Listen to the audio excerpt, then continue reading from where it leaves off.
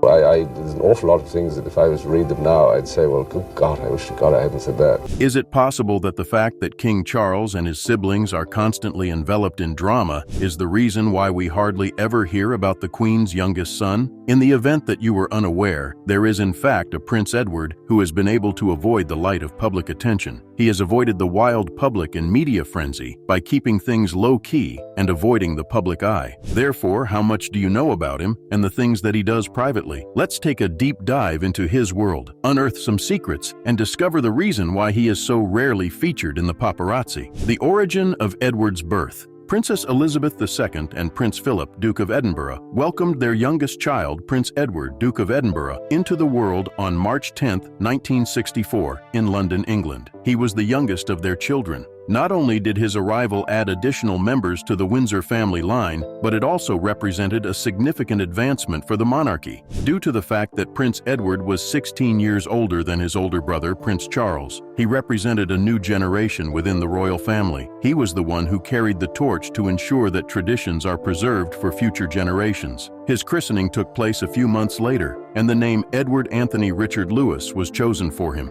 This not only officially introduced him to the general public, but it also solidified his place within the royal circle. However, Edward's birth was not only remarkable due to the role he played in his family, there was also something quite unique about the manner in which he entered the outside world. Consequently, what was it that set it apart from the arrivals of his siblings? If there is one thing you know about the Queen, it is that she was a very strict adherent to the traditions of the royal family. On the other hand, she shocked everyone by breaking one of the most significant traditions when Edward was being born. She extended an invitation to her husband, Prince Philip, to be present in the delivery room, which was a first in the history of the royal family. The decision that was made was revolutionary, and it marked the beginning of a new era for the monarchy. It was clear that the Queen was willing to consider new perspectives on family and parenting because she invited Philip to attend. By the time she was 37 years old and already a mother of 3 children, she was influenced by the growing conversations that were taking place in women's magazines at the time.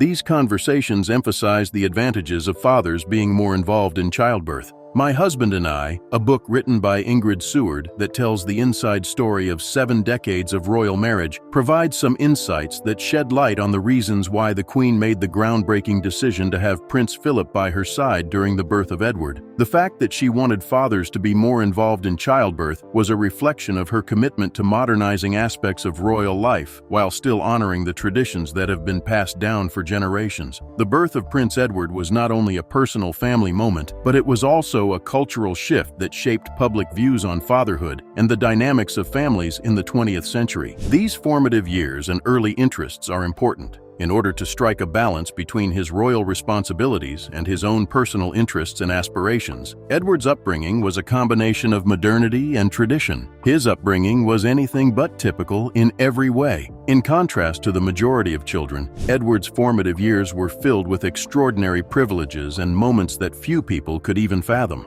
For example, most children have had the opportunity to visit Santa Claus or play with their friends from the neighborhood. His hero, Neil Armstrong, the astronaut who is celebrated for being the first person to walk on the moon, was even able to meet him when he was only 5 years old. This one-of-a-kind meeting, which was arranged by the palace, provided young Edward with the opportunity to discuss his own aspirations of exploring space with Armstrong, who had been a significant source of inspiration for him. Having the opportunity to interact with his hero left an indelible impression on him, igniting his imagination and igniting his dreams of one day following in Armstrong's footsteps as a pioneer. Every single moment of Prince Edward's life, beginning at a young age, was packed with extraordinary experiences. When he was only 3 months old, he made his debut in front of the public on the balcony of Buckingham Palace with his family, following a tradition that is steeped in centuries of royal heritage. As a child, Edward was immersed in royal life. At the age of 2, he began horseback riding on his cherished pony, Valkyrie, while his parents watched with pride.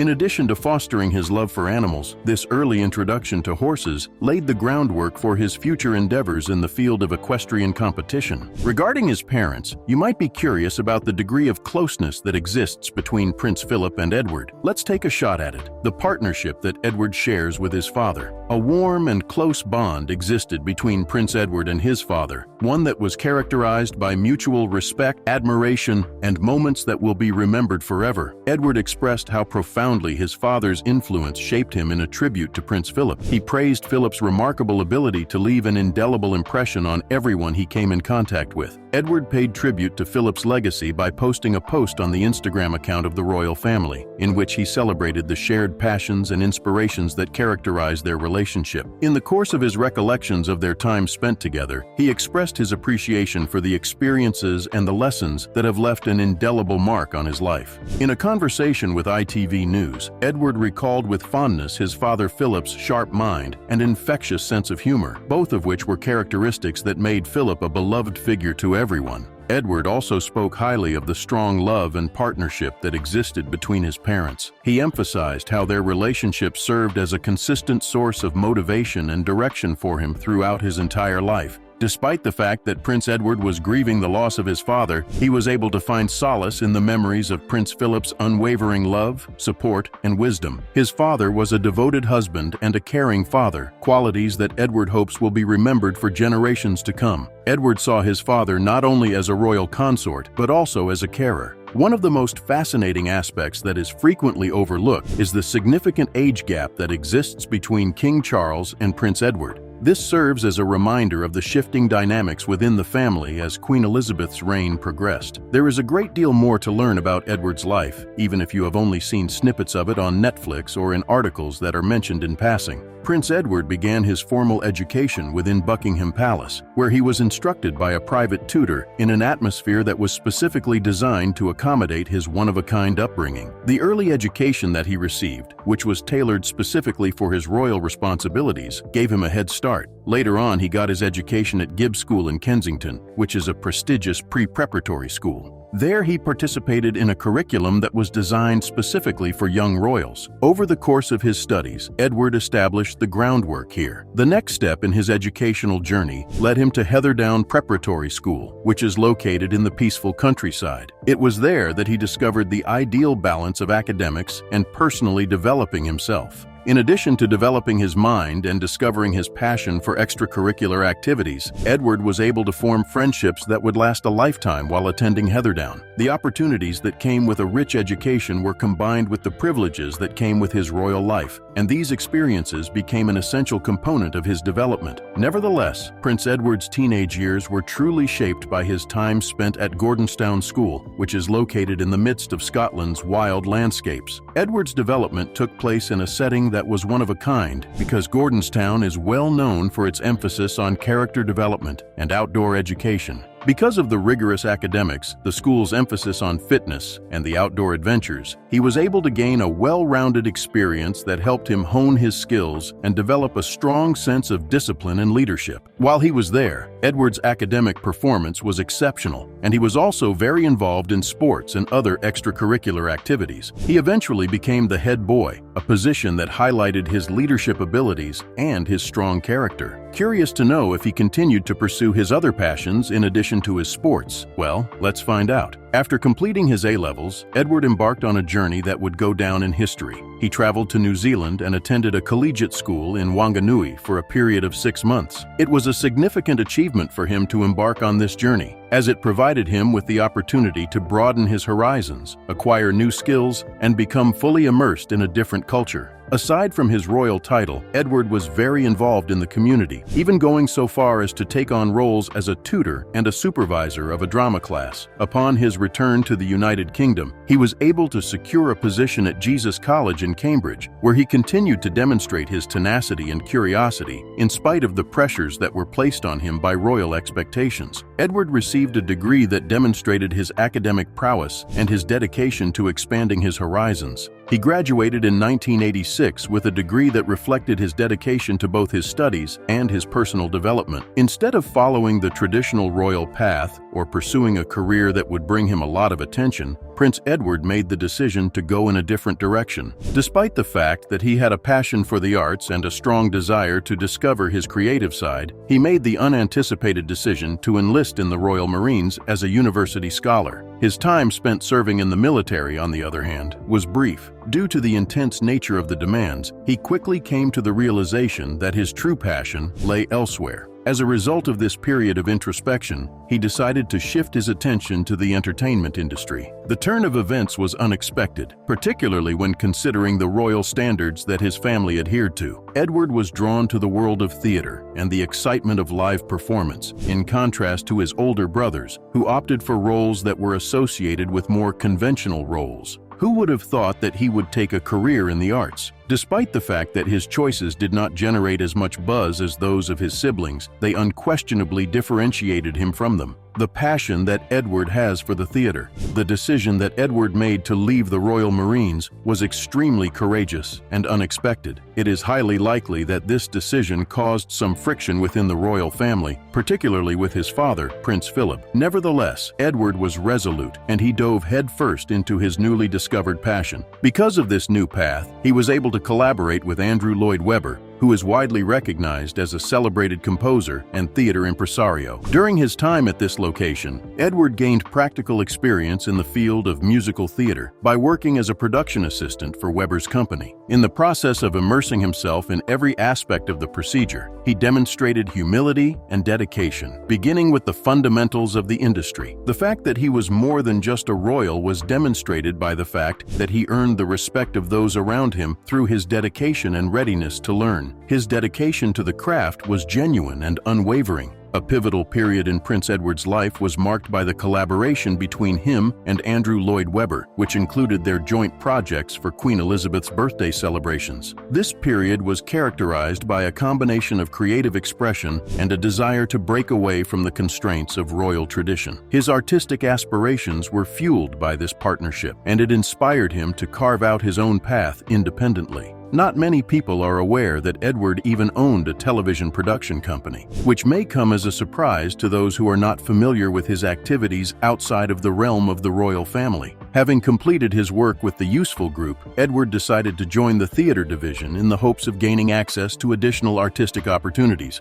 Unfortunately, his time there was cut short when the company went out of business due to financial difficulties and the weight of insurmountable debt. This is a stark reminder of the volatility that exists within the entertainment industry. He is passionate about both production and broadcasting. Edward, unfazed by the failures he had experienced, seized another opportunity that would shape his professional path in a significant way. In the year 1987, he made his debut as a producer of a reality game show that featured members of the royal family alongside celebrities from around the world. Despite the fact that the project was met with opposition and criticism, Edward described the experience as the most extraordinary day of his life, which suggests that he is developing a greater interest in the production of television shows. Edward Ardent Productions is an independent company that focuses on the production of compelling television content. He was motivated to launch the company by his passion for storytelling, as well as his desire to investigate the legacy of his family. In order to establish his credibility in the industry, he made the conscious decision to distance himself from his royal identity by changing his name to Edward Windsor when he was in professional circles. It was through this decision that he demonstrated his determination to establish a name for himself, apart from his royal heritage, thereby paving the way for a career that is both original and creative. Through Ardent Productions, Prince Edward embarked on a number of ambitious projects, the most notable of which was Edward on Edward, a documentary that investigated the controversial life and abdication of his uncle, Edward VIII.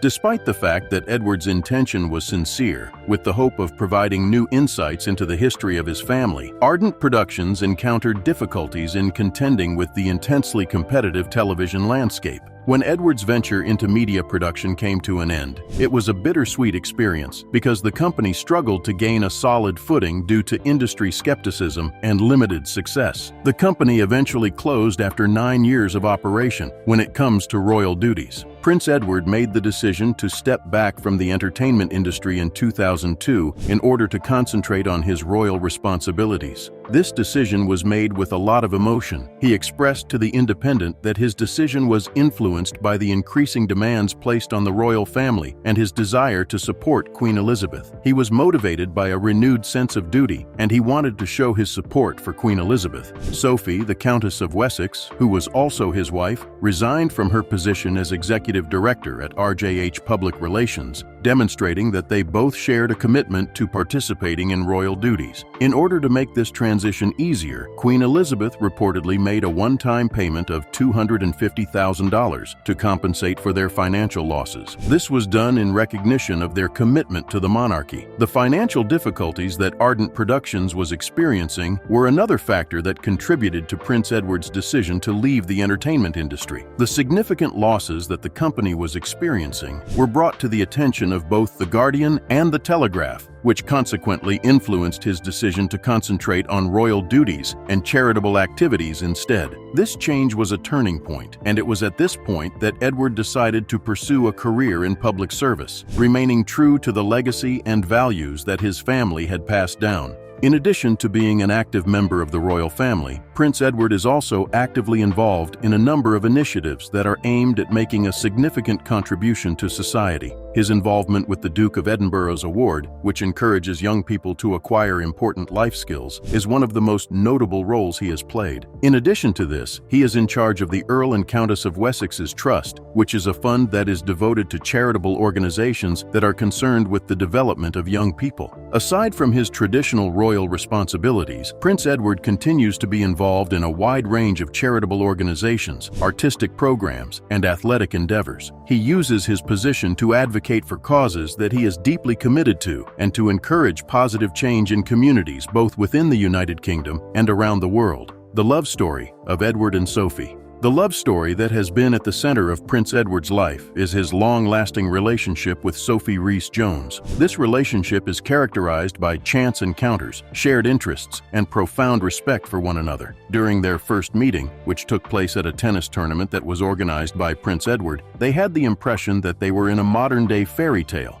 They gradually grew closer to one another over the course of 6 entrancing years, during which time their romance flourished through the sharing of unique experiences and private moments. While Prince Edward and Sophie were not in the public eye, they worked to cultivate their relationship, laying a solid foundation that was built on trust, understanding, and unwavering support. In January of 1999, the public was filled with joy and excitement when they made the announcement that they were already engaged. On the occasion of the impending wedding between Prince Edward and Miss Sophie Rhys-Jones, Buckingham Palace issued a statement that was replete with royal customs and was filled with genuine feelings of affection. Their lives entered a new phase that was characterized by love and commitment, and this event marked the beginning of that phase. When it came time for Prince Edward to make his proposal, he did not waste any time in selecting a token of his affection. He chose a breathtaking diamond ring that was crafted by the well-known jewelers Gerard & Company. A brilliant oval diamond weighing 2 carats was set in the ring, which was surrounded by 2 exquisite heart-shaped stones. This ring was the perfect representation of the timeless elegance and romantic essence that was present in their love story. This ring not only served as a symbol of their commitment to one another, but it also became an enduring representation of the strength of their relationship. On June 19, 1999, a splendid summer day, Prince Edward and Sophie Rhys-Jones exchanged their vows. This occurred only 6 months after they had announced their engagement to one another. They created a joyful moment that brought the royal family together in the midst of recent challenges by combining personal touches with traditional elements in an elegant manner during their wedding ceremony. Their wedding, which was steeped in royal tradition and love, took place in the magnificent St. George's Chapel, which is located within the historic grounds of Windsor Castle. This chapel served as the ideal backdrop for their union. In spite of the fact that Prince Edward and Sophie had planned for the ceremony to be a private family gathering, it managed to capture the attention of the entire world. attracting approximately 200 million viewers who were eager to witness the union of two hearts that were destined to be together, Sophie and the Queen. As a result of their marriage, Sophie became an official member of the royal family and developed a close friendship with Queen Elizabeth II. On the day of her wedding, the gracious matriarch presented her new daughter-in-law with a stunning tiara from her personal jewelry collection. This tiara was an exquisite royal adornment that was befitting of a princess. David Thomas, a highly regarded former crown jeweler, was the skillful craftsman who crafted the tiara, which sparkled with precious stones and embodied a harmonious blend of traditional elegance and contemporary sophistication. Sophie made a beautiful gesture by presenting Prince Edward with a pocket watch made of 18-karat gold. This watch was a representation of her unwavering love and commitment to him. Sophie is a notable exception to the rule, as she is frequently considered to be the Queen's favorite member of the royal family. This is because discussions about relationships within the royal family are frequently kept quiet due to the complexity of these relationships. The genuine connection that she and the Queen of England have developed over the years is demonstrated by the fact that she is a close friend of the Queen and serves as a confidant to her. As reported by the Daily Mail, the insights of a royal aide suggest that Sophie holds a special position of trust within the inner circle of the Queen, which affords her a closeness that sets her apart from other members of the royal family.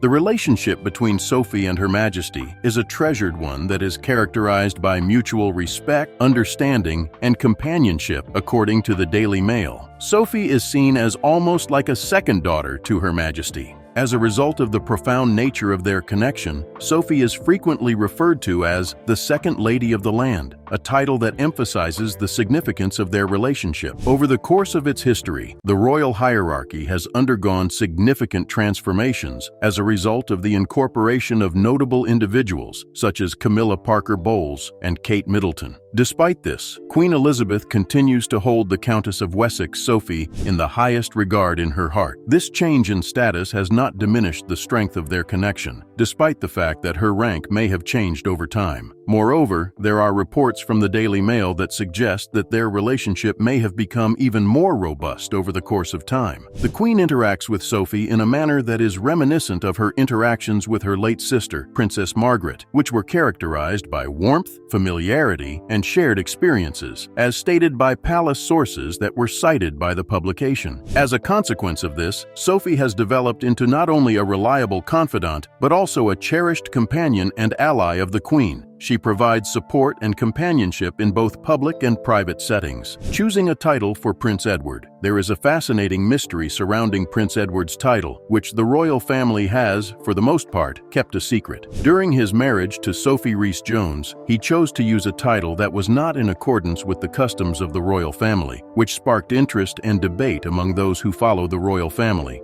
As is customary, the prestigious title of Duke is bestowed upon royal grooms. However, Prince Edward was given the title of Earl of Wessex instead on his wedding day. Concerns have been raised regarding the implications of this unconventional choice, as well as the reasons that led to this departure from the norms that have been established. Although it may appear to be a complicated system, the hierarchy of British royal titles is actually quite straightforward and reflects the lineage and history of the royal family. In general, sons of the monarch who is currently in power are addressed as His Royal Highness, followed by their first name. Additionally, after they have married, they are typically given an additional title, which typically culminates in the title of Duke. On the other hand, Prince Edward's designation as the Earl of Wessex represents a significant departure from this norm, which has left some observers perplexed and curious about the reasons behind his decision. Nevertheless, this title was not a step down from the previous one. It exemplified Prince Edward's one-of-a-kind preferences and interests, and it held a profound personal significance for him. His favorite movie, Shakespeare in Love, served as a source of inspiration for him, and he admired the character of the Earl of Wessex, whose charisma seized the attention of audiences.